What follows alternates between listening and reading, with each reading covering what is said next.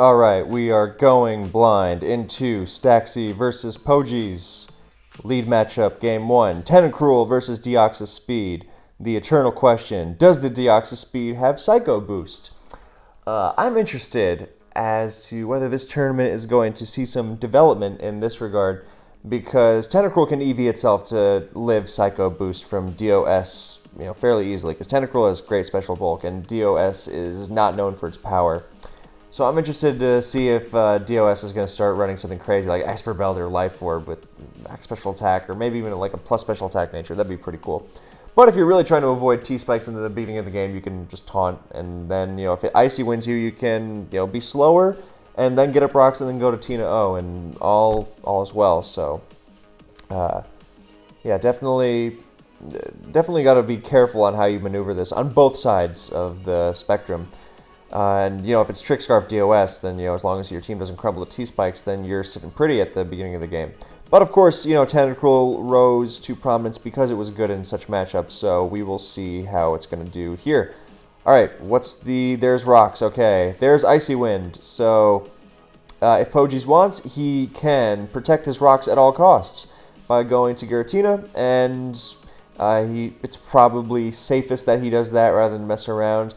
I mean, he can also get Spikes here. I would say that he should try to get Spikes here, because if Tentacruel spins, he can just get up rocks the turn after, and it'll be basically the same thing.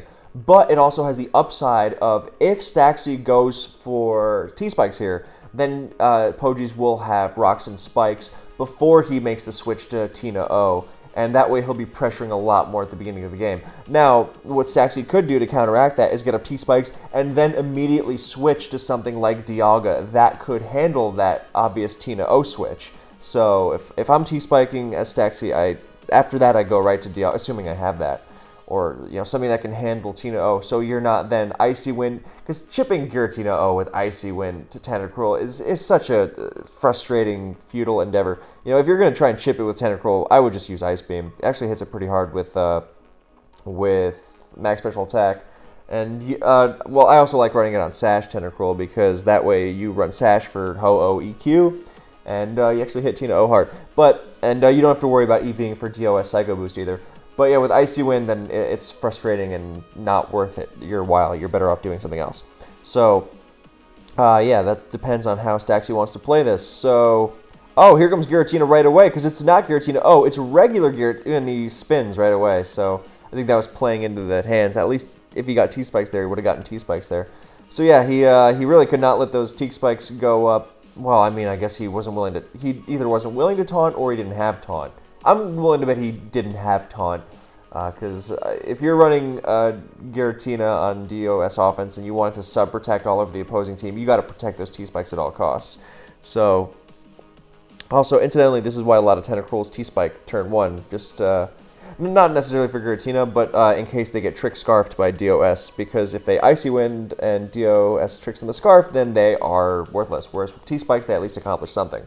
So, yeah, that's a good example of why T-Spiking first turn is good. Anyway, so yeah, not getting those T-Spikes down with Tentacruel kind of bites. And Giratina is a menace with Sub-Protect and then Will-O-Wisp Calm Mind. I'm waiting for the first Sub-Calm Mind Roar set to show up and ruin Dialga. That thing's going to roar it out. But really depends on if Staxi is able to handle it or not. Oh, Thunder! It's Scarf Giratina, so it's not as... well, there's the Lum. That's pretty cool. I love seeing Scarf Giratina. It's such a fun set. And it's not just, surprising. It's actually genuinely good. Because, I mean, it's a Scarfer with Stab Draco Meteor, so that's great. Good serviceable speed tier that, Dialga and Kyogre use. And it also has the bulk to take a lot of hits. So, yeah. And it's a great SD Luke check because it's immune to extreme speed. So, and it's a good check to SD Ray by extension.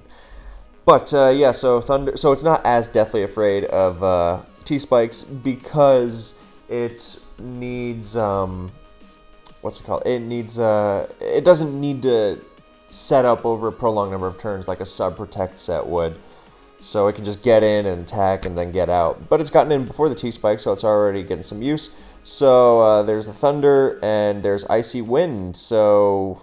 Alright, so I guess he wanted to slow down the sub-protect Giratina before it subbed up, and maybe that would help somehow. So, oh, I zoomed in by accident. Anyway, T-Spikes as 2 non-rain Thunders hit, and down it goes. In comes a Bronzong, who's going to get a Brock, so at least the T-Spikes went down. That's helpful. And him having a Bronzong, well, first of all, it means it's very likely that there's going to be a Kyogre and like a Bulk Up Dialga or something. That's like a whole genre of team. It's an emerging one, but it's a great one. Like T-Spikes, Tenna, Rockzong, Bulk Up Dialga, Kyogre, then like a Mewtwo or something, maybe a Scarf Chomp to finish it off. That kind of thing. But since this is a build your own team kind of tournament, I'm looking forward to what kind of personal interesting spin Staxi put on his. So, there's the rocks. DOS is back in for more hazards. Bronzong is great because it levitates above those hazards. And it's also helpful now that with T-Spikes and Bronzong, he has a good answer to that Scarf Giratina. So that's one less Pokemon that can pressure him, as opposed to Giratina Origin, which is forever a pain. So he goes for Spikes. He just brings it down with Gyro Ball, and it drops hard. So here comes Mewtwo, which is so those T-Spikes are putting in some massive work in this game, and whether it's Will-O-Wisp or I have to imagine if it's such an offensive team that it's got a Scarf Giratina, I have to imagine this is going more the fire blasting route than the slow. Because if it's Mewtwo coming into Bronzong, it's either got Fire Blast or Flamethrower, same difference, or Will-O-Wisp. It's not going to be like Taunt, Calm Mind, Thunder, Ice Beam, especially with T-Spikes down. So I have to imagine it's one of those two. So if there was it's Reflect, well, and it exploded right away. Okay, that's interesting. Alright, so in this tournament, Baton Pass is banned. That was an interesting turn for a number of reasons. I assume that he didn't want to risk Kyogre on Will-O-Wisp or switching into a Thunder or something, because Bronzong is pretty much always paired with Kyogre. And I mean, it's interesting that Bronzong would boom like that he was that afraid of Mewtwo, because I think he could probably, even if he's got like a Giratina that would be a prime place to switch it in. Kyogre, Tina-O, one of those two are almost surely going to be on the team, and they would be a good Mewtwo switch there. Like a perfect opportunity, even. Switching into Will-O-Wisp, not ideal, but on a team like that, it's not very likely to be Will-O-Wisp. But the point that I wanted to make was that not just booming, that was, I think, probably hasty. But it's interesting to see Reflect Mewtwo here, because in this tournament, Baton Pass is banned. And that is because I think Mew Baton Pass teams are really, really uncompetitive, and they ruin the tier, and I just did not want to see them ruining the tournament. So, Lights or Dual Screens Mewtwo is pretty much only ever seen in support of Baton Passing Mew. So I am interested to see what setup sweepers he is pairing this dual screen strategy with. Because, not to say that dual screens are completely unviable or anything, but you generally don't see them alongside things like SD Ray or something like that. So, that's what this tournament's for, to harbor some innovation. So I'm interested to see what's next. So here comes the Tina-O, which is what is going on? Mewtwo, it just reflected again. So I don't know if that was a misclick or if he's like Scarf Reflect. We'll see if it's. And now, I guess Lucario switching into Tina-O isn't the weirdest thing behind Reflect, so it can SD freely, but it still seems strange. Wouldn't it be better to have light screen there? I'm just gonna assume that was a misclick. In which case, don't click fast, or that fast anyway. Or if you're going to do it, then make sure you know what you're clicking. Taunt would have been better there, because Giratina can still Will-O-Wisp the Lucario. It's not like Safeguard is up or something. Lights, I don't know. So he used Draco to finish off the Mewtwo, which I think might have been kind of a waste. Because, Shadow Sneak can crit and prevent him from light screening or taunting or something. And Draco Meteor just puts you at -2 special attack for no reason. So I think that Draco was kind of wasteful. Now here comes the SD. If this Tina-O has Roar, that would be helpful. It's Shuka. Well, now it's not even going to KO the Tina O. So I guess that's really helpful so it can get past Groudon or Garchomp or something. But, I mean, if it works, it works. We'll see if it works. He's going to SD again. And now he might, you know, be in range of Shadows. Well, I guess Reflect is up. Okay, so it looks like... Oh, so he's going to try to let the... What's it called? Reflect run out. So it looks like... I mean, actually we don't know. We'll find out after this turn. If it was, in fact, Light Clay Mewtwo, in which case we'll just assume he did misclick. And I refuse to believe that it's Scarf Reflect Mewtwo alongside, you know, Scarf Giratina or something. But he goes to Dialga here. And if it's Scarf Dialga, then that's a great pivot on Crunch, so he can then live the Extreme Speed and finish off. Maybe not after the drop, but it's looking like Bulk Up. Oh, it's Protect. Okay, so he's going to go back to Tina O. Oh, yeah, okay, no, that's a smart move. He goes back to Tina O. Yeah, he's trying to stall at the Reflect with Protect and switching back. And is he going to Crunch? Nope, be close combats. There's still one turn to Reflect left, and now he sacks the useless Dialga. And then he's going to bring back Giratina Origin to Shadow Sneak the Lucario to a KO. So, nice. As he just lets it go. Yeah, well, that was a nice maneuvering on Staxi's end. And I guess an unexpected foe. And the CC, you know, ensures that Sneak is going to KO it with a defense drop. But he's not letting Lucario go. He goes to Rayquaza, and that's a smart move because the chip damage on Rayquaza is probably not going to make a difference. You know, if it's going to get KO'd by something, it's going to get KO'd by something. I mean, maybe it'll rack up with Life Orb Recoil, you know, in conjunction with a second Shadow Sneak. But at this point, well, if he's running Shuka Lucario, he might not be running Life Orb Rayquaza. that would, if he's not running Life Orb on Luke of all things, which pretty much always runs Life Orb in Ubers. So it's cool to see. And what's interesting, well, Staxi's got a Giratina that's staring death in the face, and then he's got two Pokemon left. We have to assume one of them's fast, you know, Mewtwo, Scarf Kyogre, or something. So Lucario, well, actually Lucario switches in once more because it quad resists rocks.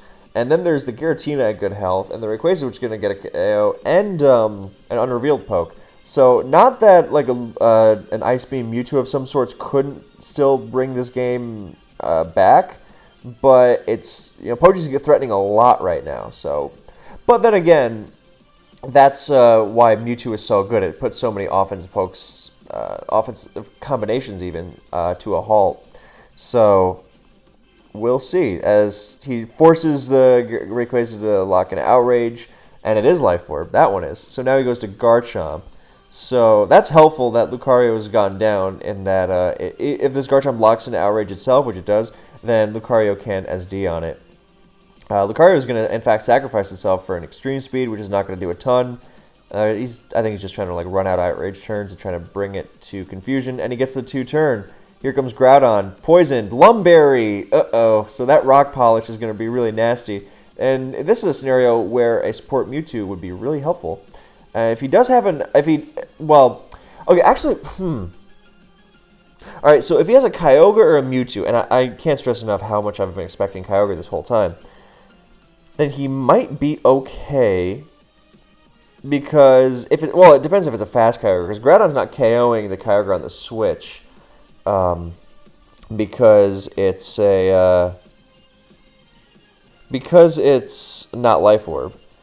So, Kyogre comes in here almost surely, and, because, again, Kyogre or Mewtwo, one of the two. Mewtwo set, you know, depends.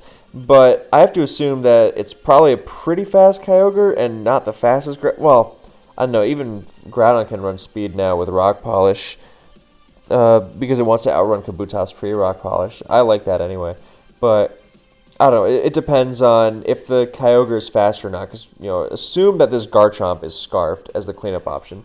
So, I don't know, if the Kyogre switches in and it's slower than the Groudon, then it's game over anyway. If the Kyogre switches in and it's faster, then it's going to win, because even if Groudon Rock Polishes, then Kyogre KOs it back, and then Giratina switches in, and it'll KO in revenge. But 75, 63 from Poison, and then Garchomp will finish it off, and that'll be the game. And with Mewtwo, then it depends, because Mewtwo with Ice Beam is not going to KO back, and even a bulky Mewtwo is going to have trouble staving off an offensive Groudon, unless it has Will-O-Wisp, in which case it gets interesting. But those are the likely possibilities. Let's see which one of them it actually is. He stays in and gives Groudon with the free Rock Polish, and since it's I was going to say probably Double Dance because of the screen support. So there's the Outrage. That does a lot. So that's like max, I think. So if it's there's the Mewtwo. Yeah, I don't know if Garchomp was the way. I think he had to go to Mewtwo. That seems, because even if Garchomp, that felt like a waste. Even if Garchomp, even if Garchomp KOs there or crits there, then it doesn't KO. He had to like hope that it crit, and then even if it crit and then Groudon didn't get to set up the second boost, then Giratina was going to win anyway. Mewtwo had much better odds of beating the Groudon, so I think he had to go to that. So, interesting team for Pohjis for sure. Staxi's was more a riff on the style we've seen already, which is not a bad thing, of course. It's a very solid, effective style used for a reason, even though I really am surprised to not see the Kyogre there. But Pohjis was really interesting. I mean, not just to the Scarf Giratina, but to then follow it up with a dual screening Mewtwo that mysteriously did not use a second screen, and then the trio of setup pokes of Luke, Ray, and Groudon, which is just brutal.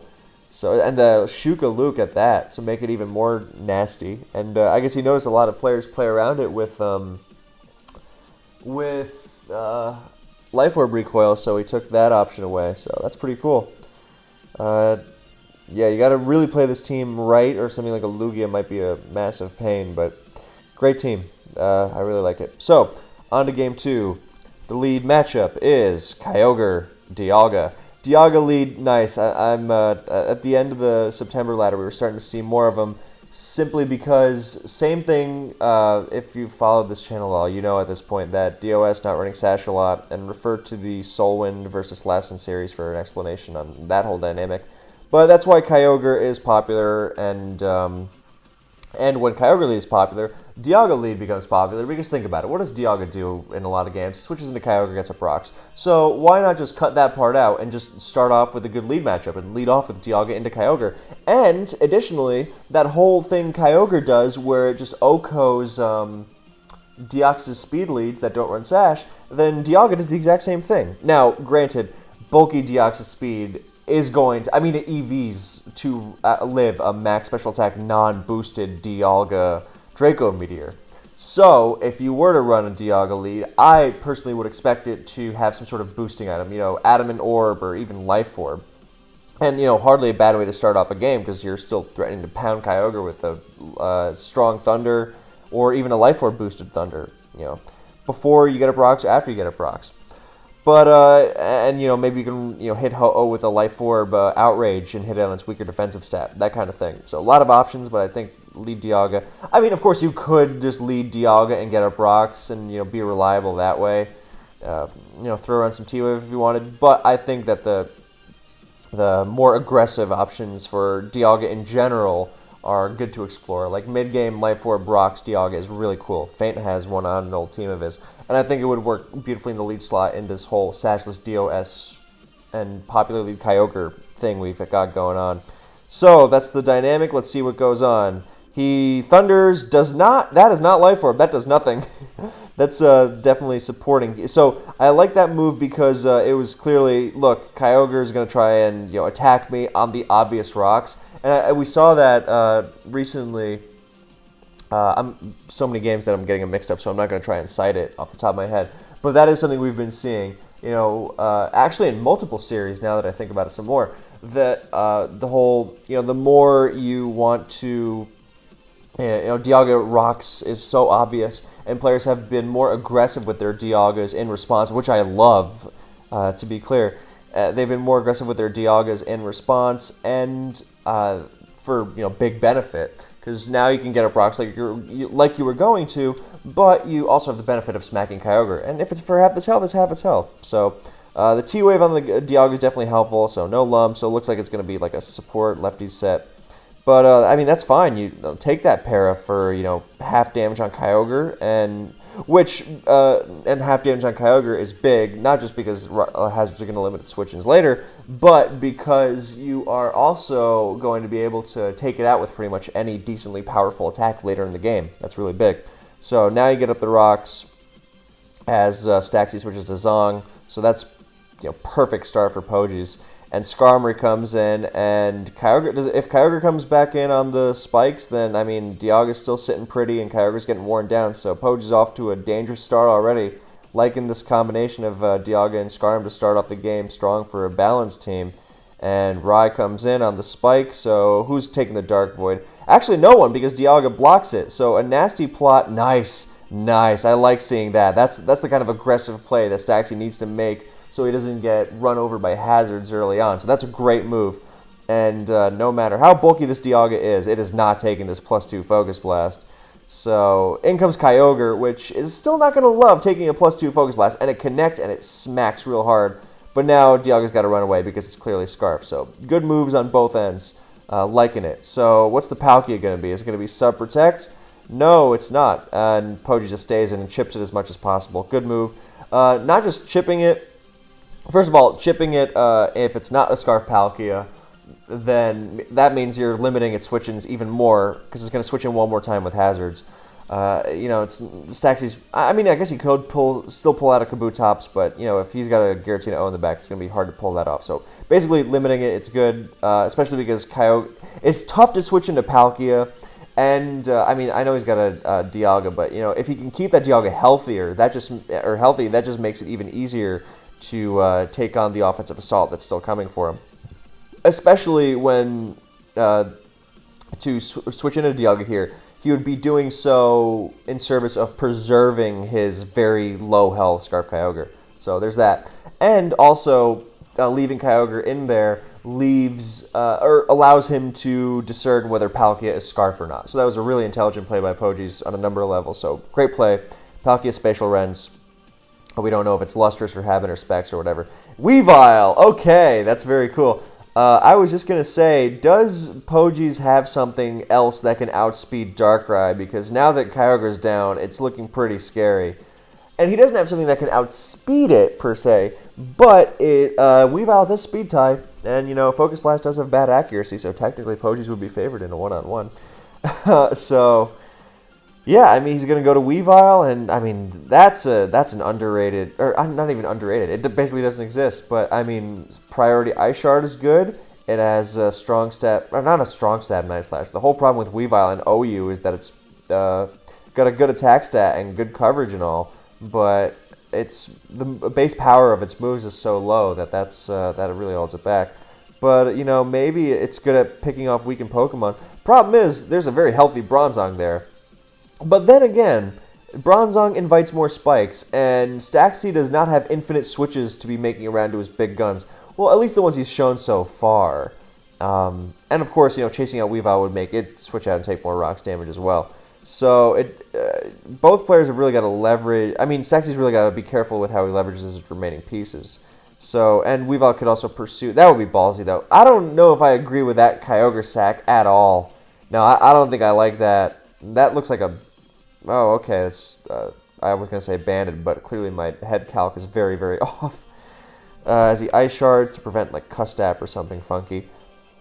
In comes Dialga, so that's probably going to be Scarf. And that kind of sucks as a response because, Bronzong would do nothing, would invite, Skarm, but at least, Bronzong's not too valuable. Whereas Dialga's health can be valuable, and you're doing it to throw it into, a Draco resist and the second best Draco non-resist in the tier besides Blissey. So I don't know. So he goes for Dialga, which is a safer bet just so he doesn't let Skarm get thundered. And the Scarf Draco kind of bounces off. I mean, that's fine at this point since Kyogre's down, Palkia is limited. And he's going to get some nice lefties back, and he pops off another Thunder. Doesn't do a lot, doesn't need to. He just wants lefties at this point. So there's a double to Palkia on the Skarm, assumedly. But he Thunders. Good move. He was just looking for lefties and looking to catch a double because Staxi's getting desperate because he fell behind early on. So yeah, the Dialga getting up rocks instantly on the Kyogre here is really showing what a great pick it is. So here comes Giratina into Dialga, which is not fun, because that's never a good sign. What's that, like decent health, and he EQs, gets Dragon Pulse, and this one's looking very well. I mean, Skarmory shouldn't be coming into it or anything, because Thunder can still hit it hard. So that might have been unnecessary. Yeah, that felt unnecessary. I think just sacking the Dialga's 30% in Paralyze. I think sacking it and then following it up with Weavile was more than fine. So, or like something else. Surely he has something else that can outspeed a Giratina and deal with it from 17%. But I mean, no, he goes to Weavile, so he loses Scarf for nothing. So this got more interesting. Because now Scarf Dialga actually looks threatening. So with that series of plays, and Scarf Dialga went from, no, it's not really going to do anything, to, oh man, this actually threatens. So he Ice Punches again instead of Night Slashing, which is interesting, because Night Slash would hit, maybe he doesn't have it, but that would actually hit the Bronzong. So, and Bronzong could have come into that Ice Punch earlier too, and Kyogre would still be alive, so, which at the very least would give him more death fodder for this whole Scarf Dialga comeback odyssey he's about to embark on. But, I mean, Scarf Dialga and the Darkrai also still look threatening, so who knows. Gyro Ball does a pretty meaty chunk to Tina O. And here's a great example of where it would be wonderful to have that Kyogre. Rather than lose damage on Bronzong because you have nothing good to switch to, just a Gyro Ball the Giratina, and I mean, I guess he's going to commit to staying in now. Wouldn't it have been so much nicer to have sacked the Kyogre and then go to Darkrai or Dialga? That would have been so much better. At least the thing goes down, but, you know, not happily. And, yeah, so now Kingdra's in, and Dialga can take a hit, but it would be much better if it weren't taking a hit earlier on, because, you know, Bronzong could come in, and then it could have double switched out of the Weavile and then gone to Palkia. So I think the execution on this was a little botched. So this comes in, Dialga comes in, and now Draco is going to be launched, and with the spikes, then really limited. I mean, this is why you got to be careful with your Dialga's health. It's such an important thing, and I mean, even something as simple as using it in Revenge earlier on is proving to be pretty bad, because next time it's switched out, and next time it's going to be in danger of being finished off by Kingdra. So in comes Weavile. I don't know. Is this like a... No, it's not a Scarf Weavile. Switch moves. I don't know. Oh, we just Ice Sharded it into Kingdra range. Gets a nice crit. I don't know how much it helped. Because yeah, I mean, that actually... Well, I guess this is what the calc is for. That Dragon Pulse... Weavile did 40... So it would have been done 20. So instead of 24, he would have been at 44. So let's see how much Specs Kingdra is doing to your... average Scarf Dialga, because, you know, I guess you have to assume that Surf and Rain...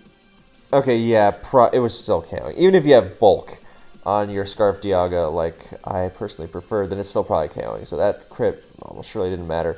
And now he's going to clean up shop. So imagine if the Dialga was in better shape or something.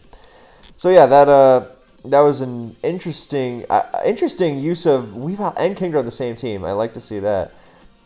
So another interesting team from Pohjis. I liked it. And Staxi's team is, you know, a good example of aggressive Pokemon falling back on Zong, but you know, sometimes it doesn't work out. So that was a good series, and thank you to both for playing. Well done.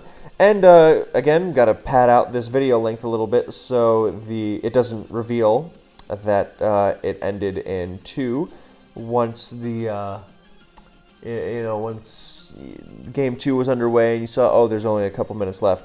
So once again, I'm going to talk about a movie or movies. So in this video, I'm going to talk about my recent excursion to see this year's winner of the Palme d'Or at Cannes. For those of you who do not know what Cannes is, it's a big movie festival, and I'm determinedly calling it a movie festival as opposed to a film festival because, you know, it's very well respected and important and all that, but there are not the sometimes they betray the highfalutin image they like to put on. Like there's a great story about how they when Funny Games was shown there, then, when there's that outrageous moment, or when, they finally think that the killer's been stopped, and they, jump up and cheer, which is not what you would expect from, high-class film connoisseurs of the truest cinema, which, which I enjoyed. I enjoyed that story. It, further proved the film's thesis on even those audiences who think they're above it all. But yeah, Cannes is the biggest film festival, and the Palme d'Or is what they give to the best film of the year.